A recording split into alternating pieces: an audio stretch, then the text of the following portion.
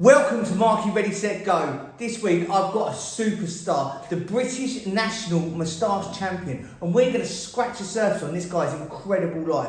He has done everything from getting honeymooned, compensated by the VW Group, all the way through. Well, do you know what? I'm not even going to try and explain it. Chris Redford, how you doing, bruv? Yeah, good, brother. Yeah. I don't do this for everyone, mate. I'm not a morning person, so. I did dig you up early. We were supposed to do this like right in the evening, and I said, you know, I'm flat out busy. You jumped out of bed. I appreciate it. Yeah. No, it's all good, brother. Yeah. So, I don't know. Where do you want me to start, mate? Yeah. I'll tell you what. You were in the shop yesterday getting tattoos. You've got some amazing stories about tattoos. Yeah. Let's get to that after we find out about the National Moustache Champion 3 times. So yeah, basically, this stupid stuff started from November. Very sexy. Obviously, it's a charity thing for men's mental health and everything, and it's a cause that I like to support. So I'd never grown a moustache before, started growing it, and once November ended, I kept on letting it go, and I was shocked myself at how big it got. This isn't as big as it can get, way. It gets like twice as long as this sometimes. It can curl right over my ears. Basically, after about a year of growing it, I entered the British National Moustache Championships, and it was in Bath, and I was shocked, mate. I came first place. And you won it on your debut? Yeah. 3 years on the trot? Yeah, I've only entered it three times, and I've won it all 3 times. It's every 4 years. So, every 2 years, sorry. I missed 1 year because I was on holiday, but I've won it every time I turned up, brother. And that is impressive. I mean, this is the thing, your whole life is incredible. The thing about Chris has got this incredible online persona, but you kept it locked off just on Facebook. And I've been, come over to TikTok, show the world this amazing guy. I mean, you've got everything. We'll get to the tattoos. There's so much. Can you tell all the viewers all about your incredible honeymoon? So basically, when I was like 16, I started getting tattooed, and obviously things were different back then. Shouldn't be getting tattooed at 16, or? No. And basically, my first ever car was a VW Beetle when I was 17, and I loved it so much. I've pretty much only had VWs. I've had a couple of other motors, like a Chevrolet pickup truck and a Merc and a few others. Machine gun on the top? That was a really rare VW, actually. I only ever made 8,000 of them for the German army in the 70s. So, basically, I started getting VW tattoos. I got a little split screen camper van on my arm, and it just snowballed like everything in my life. If I do something, I don't do it by half, and I ended up like half my body was covered in VW tattoos.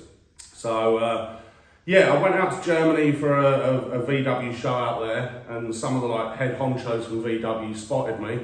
And they were like, I won't do the German accent, but they wanted me to come out. It was always camp or aggressive. That's the only 2 German accents I can do. Well, it is all just camp or aggressive. Camp and aggressive. Camp and aggressive, exactly.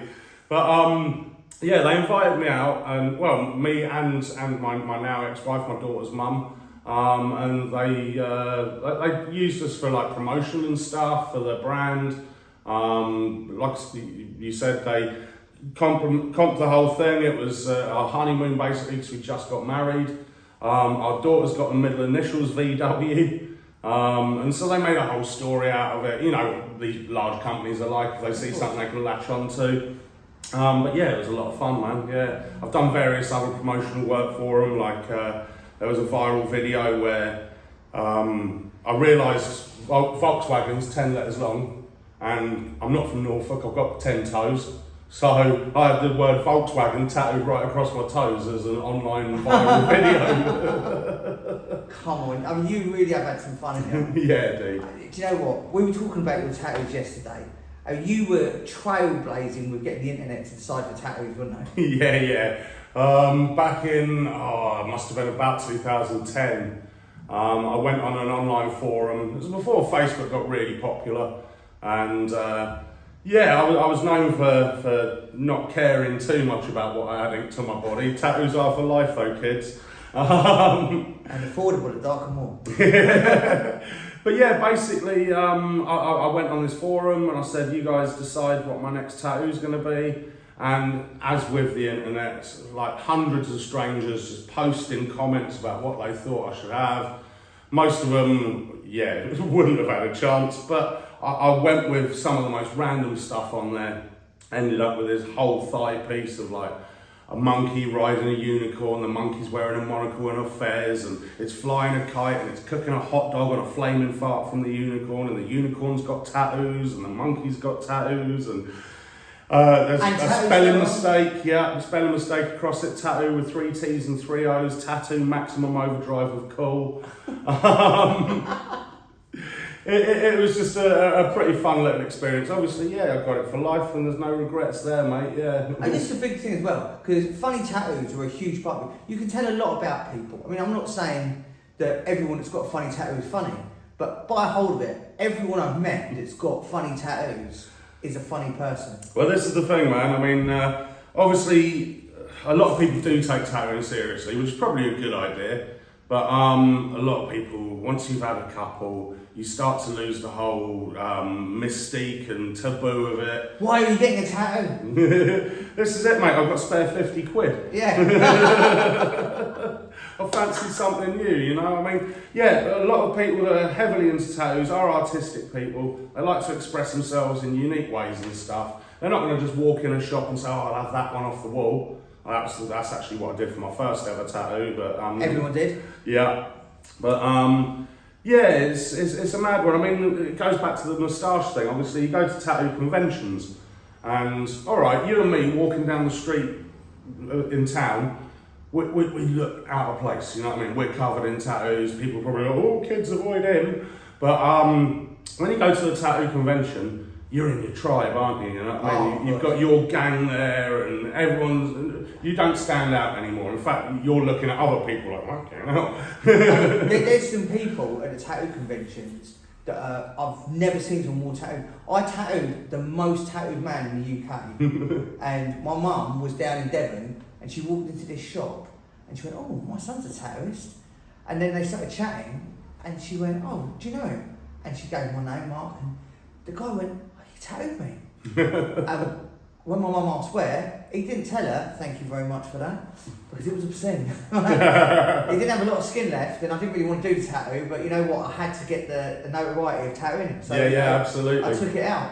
Yeah, some people have got layers upon layers, cover-ups on cover-ups, and then black out their whole body, and then start getting white ink and UV stuff done on it. I mean, there is a side to this as well, where when I was a kid, I used to get so angry and stressed, I used to claw my own face up. And I'd get this like tidal wave of, I don't know if you want to call it emotional rage or whatever, but I would self-harm to relieve the pressure. And everyone I know that's heavily tattooed at some point has had a lot of trauma in their life. Yeah. And the tattooing, it releases the pressure.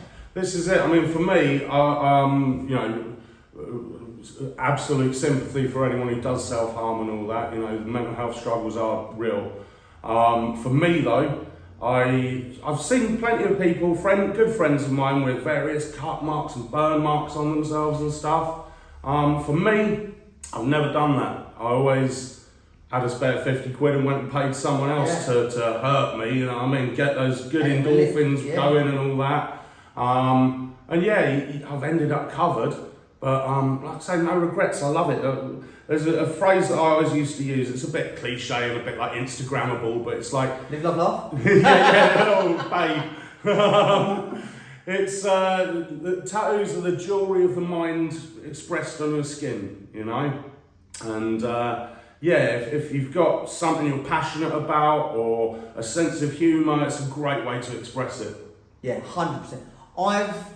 When I started getting tattooed, it was, you're talking about 1998, and I walked into a tattoo shop called Wizard of Ink. It's still about. That's the place where I got my first tattoo. Well, I think a lot of people did because they didn't check ID. Yeah, exactly that. I was 16, bro. Yeah. We walked in there, like anyone who walked in, you went in, they were having a pint of beer. Right. It was a coil tattoo machine that sounded like the most terrifying. And as you went in there, you went through to a back room, there's all flash on the walls. Yeah. And you were just told to sit there. I had tribal done. I had a Tasmanian devil, then tribal done, then my name down my leg. But when he was doing the tribal, he just done it. He didn't what tribe are you from, mate? Yeah. I had no idea. And as I was sitting there, I was like, fuck it, I just wanted a tattoo. Yeah. And at that point, all of a sudden, Robbie Williams, a little while later, he had a shoulder piece.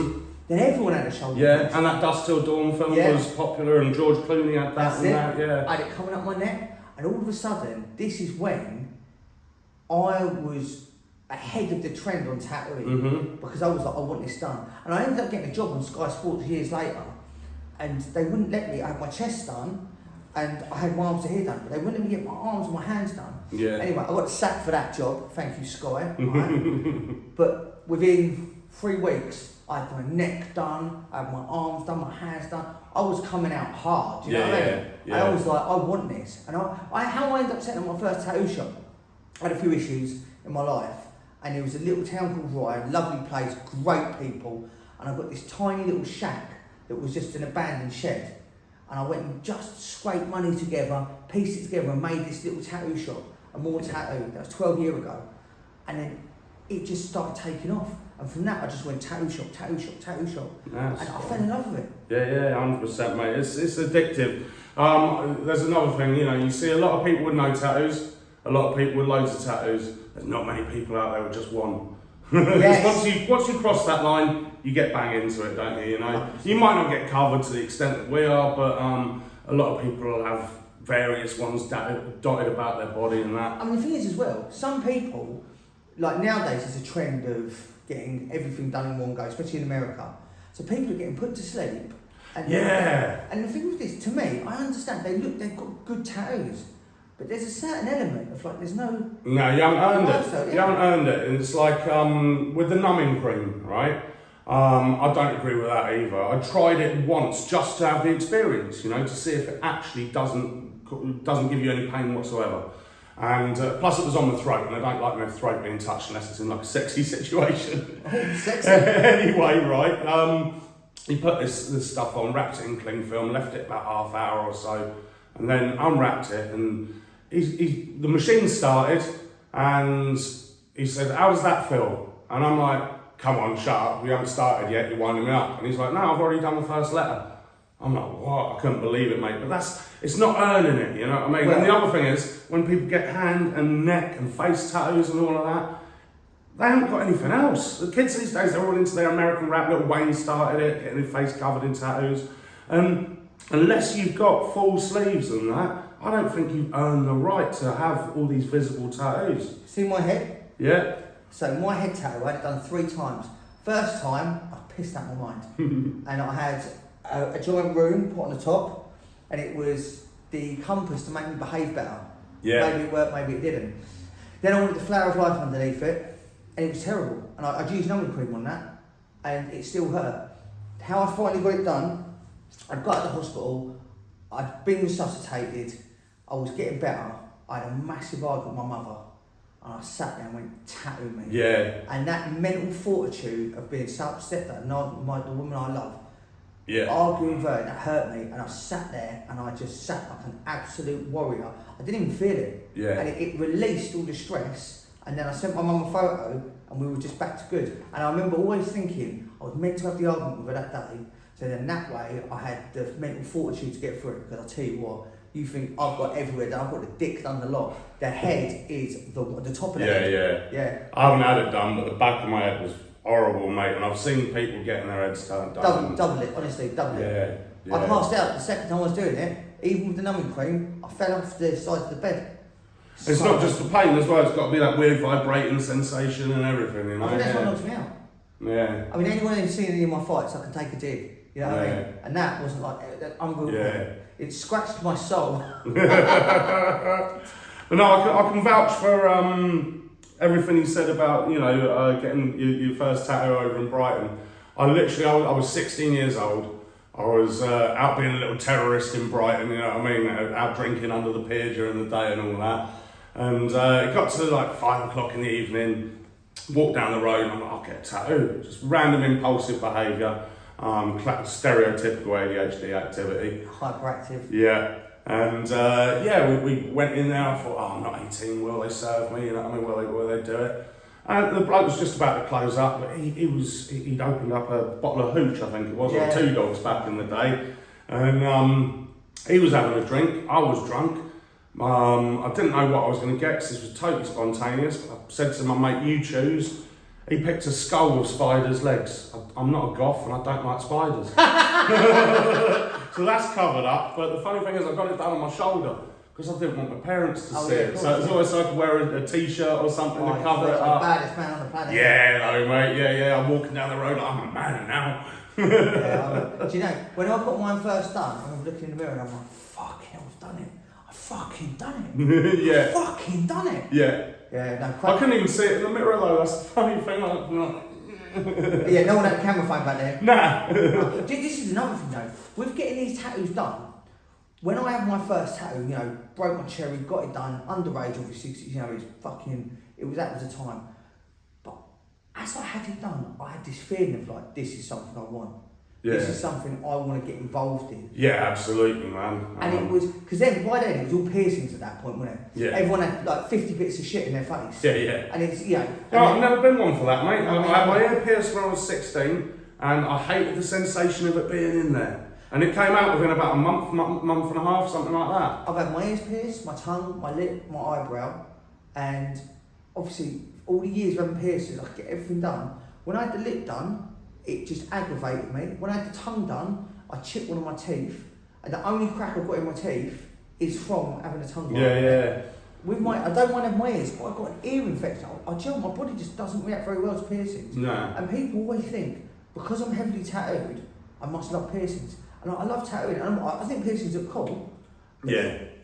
Back in the sort of mid-90s, I mean, it was all about weird piercings, getting your fucking cock done, ear stretchers, all this other stuff. I find all that mad, to be honest. Each their own, and respect to the people that do it. I like the look, but it's not for me, man. Oh, no. And the funny thing is, I find it obtrusive. Yeah, it's mad. Especially when people get their nose flesh tunneled and their cheeks and stuff, and it's like, they must eat cereal and all the milk squirting out the side of their face. The cheeks thing, this is something I think really fucking mental. There's a tattooist that he works in one of the places in Eastbourne now and then, and he's a body piercer in Brighton. He's tattooed himself jet black, and he's done everything. He's even got the lip stretcher. Now, I understand the addiction that you have to, you know, body modification.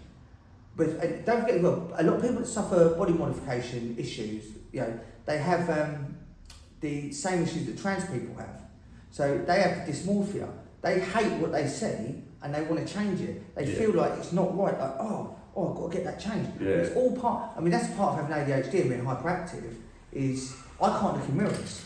It's only now I've started to be able to look in mirrors just enough. And I'm all over TikTok all the time, but for some reason I can do it because I just spout shit so quick, like, and it's off. Well, mate, you should try looking in mirrors when you're tripping on mushrooms or something. Your eyes are just magical. But no, like you said, you know, about people with tattoos having trauma and stuff. It is a mask as well, right? I mean, when I was younger, obviously it was like Guns N' Roses and Tupac and stuff like that, and they were covered in tattoos, and they were the baddest people on the planet. My third tattoo was the player's tattoo on the back of his neck. Me and this guy called Cy Collins, we had this flat that was just an absolute shithole. And it was basically a squat rave, right? Yeah. And we walked down to this tattoo shop called Candy something in Brighton, and we went in there and we were like, yeah, I want a tattoo on players on our neck. And people used to go, the players boys, and we thought we were so fucking cool. Jeez, it's now covered up with a massive diamond, thank fuck for that. But no, to get into it, I mean, it is a mask, and like I say, you know, Guns N' Roses, Tupac, they might be soft to convey today's standards, but they were bad people back in the day and cool as fuck. And Dentist got a tattoo now. But no, I was like seriously bullied when I was a kid, you know, by both teachers and my year group and everything. And I don't know, there must be something in my psyche that's like, oh, if I get a tattoo, then people might not mess with me and all that. Then it just snowballed from there, and to be honest, right, that's a mad thing, because I've had people come up to me before and that in pubs and stuff and say, seen you about for ages and you look really dangerous, but now I've got to know you, you're a really lovely bloke. And you're thinking, yeah. So friendly. That's the thing. I mean, obviously, I just spat my hand with a shocker.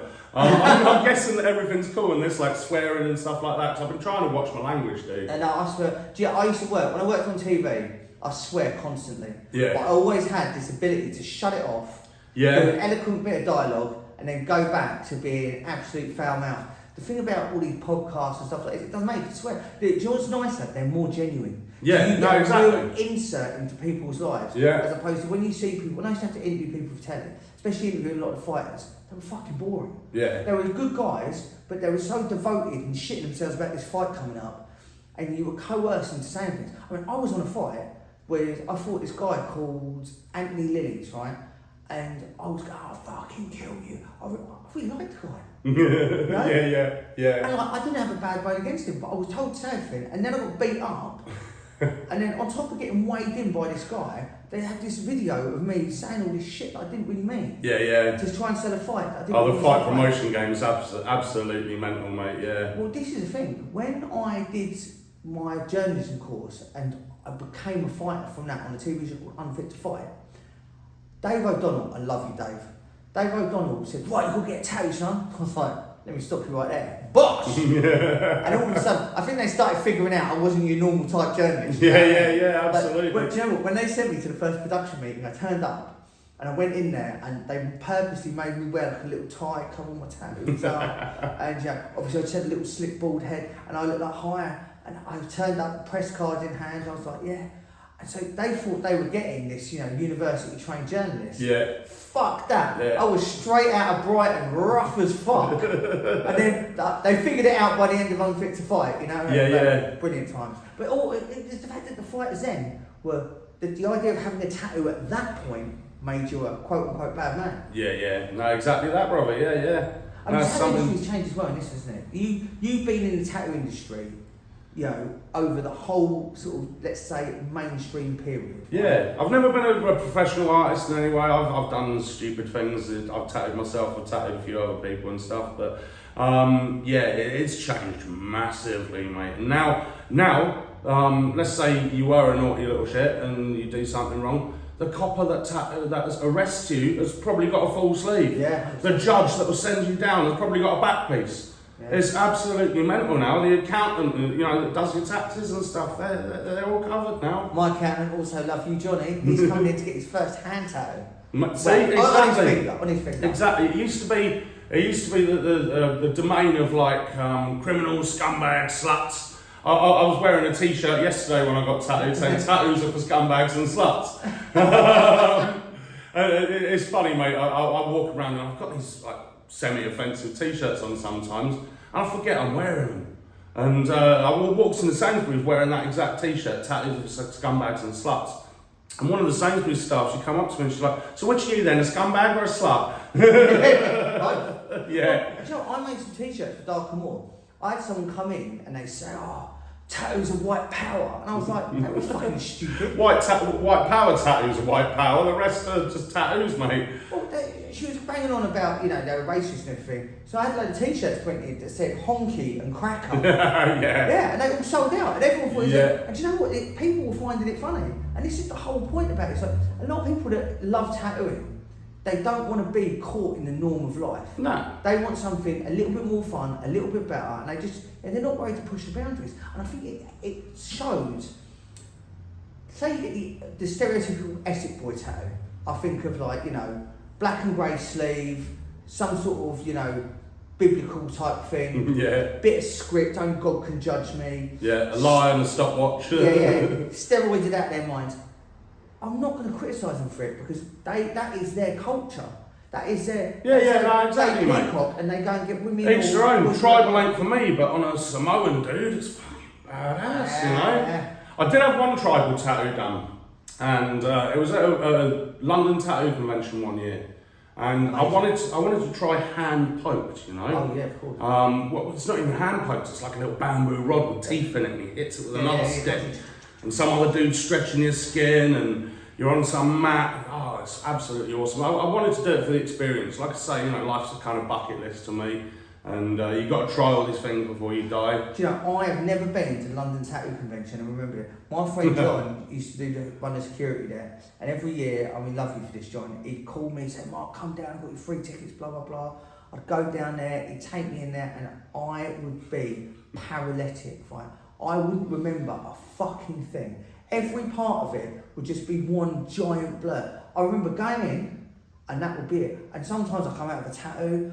One year, I lost a Rolex there. Right? I was so pissed. And then I got a phone call saying, Mark, we found someone picking the Rolex, blah, blah, blah. I got my watch back. Yeah. Like, you think tattoo people are bad? No, this is it, mate. This I mean, you're going back when, you know, you can get a Rolex for like 1,500 quid, right? Mm-hmm. But it was still the fact that somebody, not only because they knew, but they returned the watch. 100%. I mean, you put that into context. These are people that you think are bad people or scumbags. They're not. They're people that are part of a deeper, wider community. Like, I'm a Freemason, and I'm lucky enough to be part of a brotherhood that stretches across the world. And being a Freemason has really filled a part of my life that I didn't know I wanted filling. In the same way that when I see someone heavily tattooed, I go, all right, we have a no. Yeah. It's the exact thing in Freemasonry. It's like bikers give each other that nod as they go past. VW drivers will give each other the little hang loose symbol as they drive past. Tattoo people, you're together in the same room and all that. And yeah, the moustache thing's another one. I mean, people stare at me when I walk down the street. I've had people like trying to take photos secretly. I just turn around if I catch them. I'm like, do you want to take a photo? Yeah. I wouldn't do this if I was shy, you know what I mean? Yeah, I mean, saying that, swings and roundabouts. Sometimes I'm in a shy mood, you know what I mean? Bad mood or whatever, but... There's a good thing, there's another thing about tattooing, it's a good thing. Sometimes, the older generation get tattoos, and when they do, it's such a beautiful moment when a little old woman goes, I've got a tattoo. Yeah. And you're like, fuck off. And they go, yeah. And they'll have like a little tattoo here. I was this beautiful, lovely woman, right? I've got a mate of mine, he's a real good boxer, great guy. I think he might quit boxing at the moment. I'm always on his case, but you should keep fighting, can't fight. Great guy, great guy. And I ran into his nan. And his nan, she went, my husband's a paratrooper. And I was like, oh, I didn't know that. And I was like, okay, like, lovely family. And she went, I've got a tattoo. And this is that one of them moments. And she's hitched up her arm, and she's got the paratrooper logo. And I was impressed by this. Yeah. But all of a sudden she went, I've jumped out of the plane. I was like, what the fuck? Yeah. And I thought, this is a magical thing. This is like, tattoos can be milestones. I tell you something, if you've lost anybody in your life, get a tattoo. Yeah. Because I've never had anyone in any way bottle out of a tribute tattoo. No, I've got a fair few of them, and I'll tell you what, when one of my best mates died when we were like 23, by the time his funeral come around, like a couple of weeks later, I'd already had his name tattooed on me, and I showed his parents, and they just absolutely couldn't believe it, and they were like amazed that their son was so loved that someone would get their name tattooed on them for life, you know. And yeah, I've got various other tribute tattoos, my mum, my dad, all that. Talking about old ladies getting tattoos, my mum always wanted to, she never got around to it though, unfortunately. But she was never really a tattoo person, but she said she wanted to try it to see what it was like. But my mum had her first tattoo at 66 years old. Yeah, this is it. That's about when my mum was curious about it. She's got her neck done. She's got her arm done. Oh man, she rolled with it then. My mum, I love you, mum. You're a lovely woman. I tell you what, I'm the carbon copy, dropped out, stamped version of her in a tiny chubby male form. But it's amazing watching from how people treated tattoos all the way through to now. Yeah, I mean, now it's a the world has changed, man, definitely. Not always in the best for a lot of things, but yeah, certainly in the world of tattooing, yeah. It's absolutely mad. My mum, when I got tattooed, I mean, there was one time, again, as a stupid dare, I ended up getting a jizzing cock tattooed down the inside of my thigh. Who would have get that? And yeah, absolutely. Everyone should get one. We're really taking the kids from it. But no, this is it. I showed I came back and I saw my mum and she's like, oh, I heard you just got tattooed. And I'm like, yeah, you're not going to like it though. And I showed her and she's like, oh, that must have hurt. She didn't say, you stupid boy or anything like that. It was literally just, that must have hurt. Funnily enough though, that one backfired on me, that one's covered up now. I was sat on the couch one day wearing shorts and this fucking jizzing cock was sticking out of my shorts. And my daughter came up and said, "Daddy, I can see your willy," and it's like, I've made bad life decisions, that needs to get covered up right now. Well, I've heard about people that have got this. One of my mates, he had the big dripping cock, and when he had it done, he took his kids swimming, and I was like, "Mate, you can't do that." No, exactly, like, mate, yeah. You can't, like, someone I love dearly has got bollocks tattooed on his chest, on his gut, and I've been on it him for 15 years to get it covered up. He had it done when he was like 13. Yeah. And, like, you know, now, I'm going to see him again soon, and when I do, the first thing we do is covering that fucking tattoo. Partners' names are another one, dude. Because tattoos last longer than relationships 9 times out of 10. And just to let everybody know, every single year, without fail, Dark Moor offers half price on name tattoos 2 days before Valentine's Day, and half price on name cover-ups 2 days after Valentine's Day. You're such a bad influence. Well, listen, we've got to open the shop. Thank you so much, Chris. You've been amazing. Yes, I'm brother. sure we're going to get you back. Sound. Yeah, spot on. It's been a lot of fun doing it, dude, and I've got loads more to share. There's a lot of stuff that I can chat about that should be entertaining and interesting, brother. And we will see you then.